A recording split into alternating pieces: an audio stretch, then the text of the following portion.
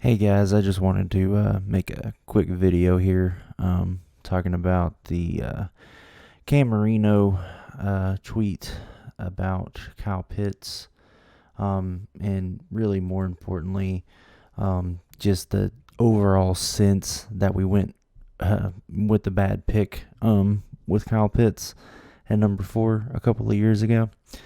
So the tweet says Fields was a mobile quarterback from Atlanta who would have been behind a 35-year-old regressive quarterback, and they still passed on him for a tight end.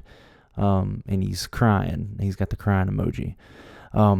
So to break that down real quickly, Justin Fields, if you compare him to how Mariota has played better than Justin Fields. And I know you'll say, oh, and he even said in his tweets later on about how Justin Fields is in a worse situation than he would be in Atlanta. How so? How so exactly? Because before we drafted Drake London, another pick that people have bashed about because of our defense and saying that we needed to go defensive on the defensive side for that pick. We had 0 receivers going in to 21, right? We had 0 receivers outside of one Kyle Pitts, right? We had Cordero Patterson running routes because we didn't have any other receivers getting separation. Yeah, OZ was on the squad, but he was the only halfway competent receiver most of the time. We had Russell Gage, but he's not a number 1, number 2 guy. He's more those guys are number 3 options, and they're great number 3 options, but you need guys like Drake London, Kyle Pitts to make those guys work. And I have said multiple times in my other videos, I talked about how Kyle Pitts is one of those players that he does not need the ball to make an impact on the game. And he shows it time and time again. And I get sick of people saying that that's the wrong pick. Who was the pick then? Justin Fields? Are you serious? Are you serious right now? I'm gonna post his stats up in this video because I'm gonna compare them to Mariota's stats because they're very similar. They're actually worse. Like he had one good game against a Patriots team that's been on the downturn since Brady left. And everyone acts like he's just this great quarterback, right? I don't get it. Did you guys not see Monday night or Thursday night football where he was missing wide open receivers continuously? I mean, I have my qualms with Mariota. I criticize him, all the time, but he wasn't the number 4 overall pick for us either. He was a bridge quarterback doing what he is there to do.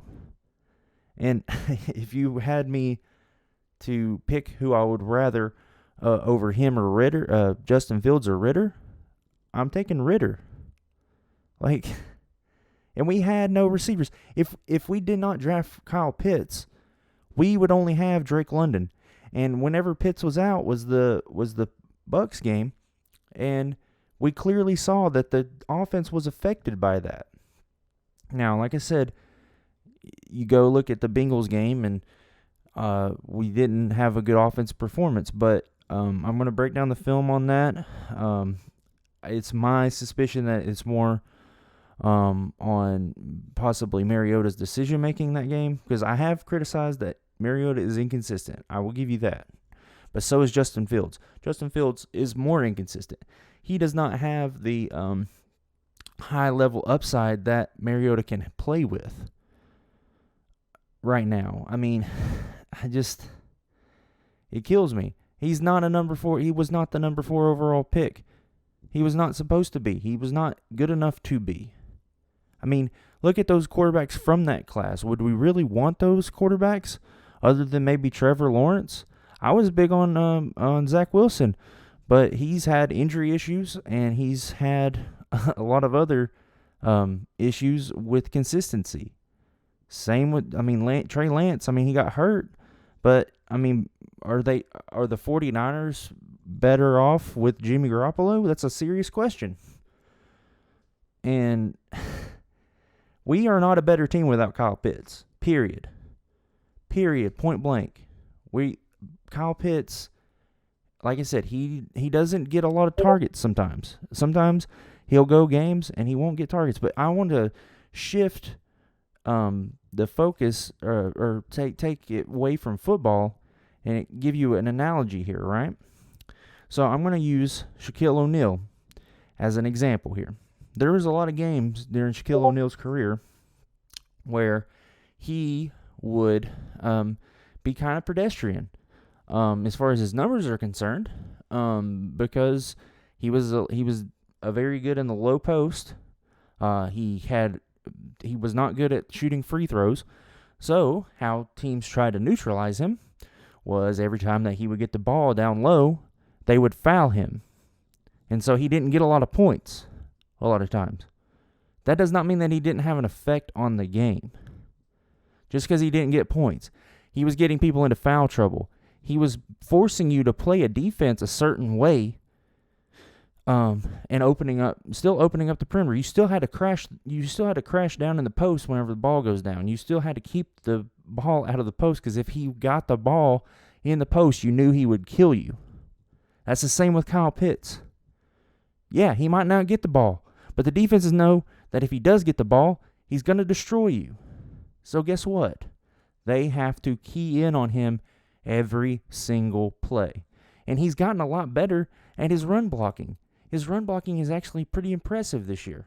His pass pro, whatever you want to do with him, he's great at it. And sometimes he don't even have to really run a route to draw attention. And he opens up plays. And I've shown it in all of my breakdowns that he's played that this is happening. It's not a fluke. It's not just one or two plays. It's every play they're keying in on Kyle Pitts. He opens up plays for other players. Drake London would not be having the season that he's having without Kyle Pitts. Not to say that Drake London isn't a great player. It's not saying that OZ isn't a great player. But Kyle Pitts affects this team. And for people to be so short-sighted to just think about fantasy fucking football, no one gives a shit. I have 2 fantasy football teams. You know how many times I've actually opened up those apps and worked with my team? Probably about 10 times the entire year. I don't care about fantasy football. Fantasy football does not matter in the end. I mean, yeah, it's fun to see gaudy stats and stuff like that, but that's not what makes great football players. Stats will come. And, I mean, there'll be games where Pitts has a tremendous game, and then there's going to be games where he doesn't catch a lot of balls. That's the tight end position. A tight end has multiple roles in an offense, especially an offense like this that's very run-heavy. It's just, God.